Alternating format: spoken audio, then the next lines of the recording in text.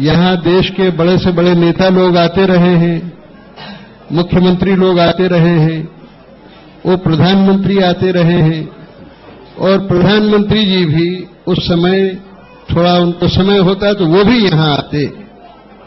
लेकिन दो सज्जनों का यहाँ आना बड़ा ऐतिहासिक है। एक तो महाप्रज्ञ जी आए, जो जैन धर्म के सबसे बड़े आध्यात्मिक गुरु थे। उन्होंने आके नींव रखी यहाँ पर, वो बड़ी पवित्रता की नींव थी। और मैं समझता हूं कि ये बड़ा ऐतिहासिक कि 1 वर्ष में तैयार करने का वचन चेतन जी ने दिया था, इन्होंने 8-9 महीने में ही ये कैंपस बना दिया, ये परिसर बना दिया। ये ऋषियों के आशीर्वाद के कारण होता है। और आज रामदेव जी महाराज यहां आए हैं, आप सबके परिवार के लिए यह अवसर बहुत कल्याणकारी होगा। एक सन्यासी का आशीर्वाद मिले, एक सन्यासी की परिकल्पना में एक चीज बैठे तो वो रतलाम की चीज नहीं रही। रामदेव जी के हाथ जो भी चीज चढ़ती है वो विश्व की चीज बन जाती है।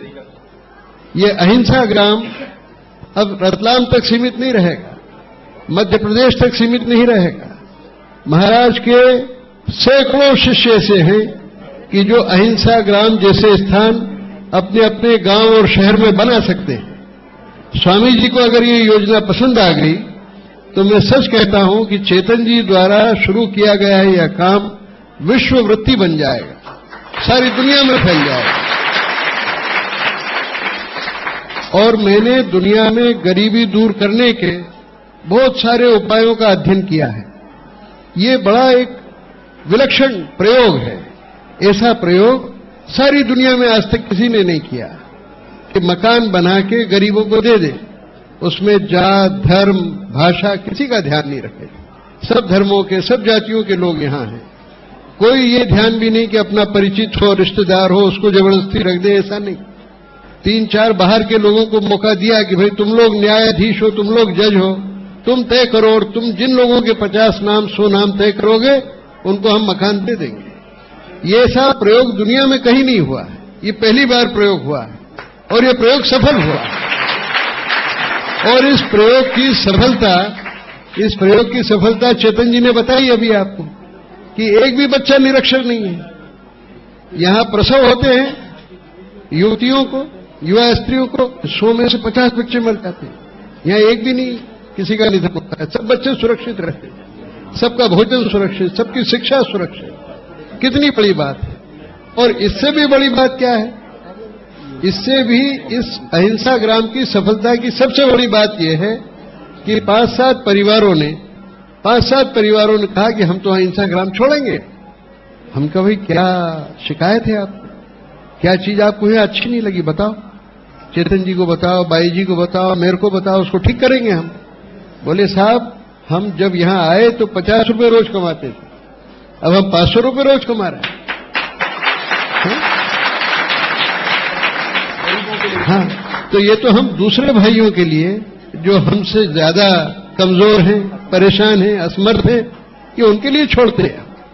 तो ये सबसे बड़ी सफलता है। अगर देश में 10-20 करोड़ लोगों के लिए ऐसा अवसर बन जाए तो सिर्फ उनकी गरीबी दूर नहीं होगी, संस्कार संपन्न हो जाएंगे। यहां देखो सभी मजहबों के परिवार रहते हैं, सभी जातियों के परिवार रहते हैं, कोई मांस नहीं खाता। सबको मालूम है कि अंडा खाना, मांस खाना, मछली खाना यह वर्जित है। कितनी बड़ी बात है। कोई शराब नहीं पीता है। सरकार इतने अभियान चलाती है मद्य निषेध के, यह तो अपने आप ही चला हुआ है।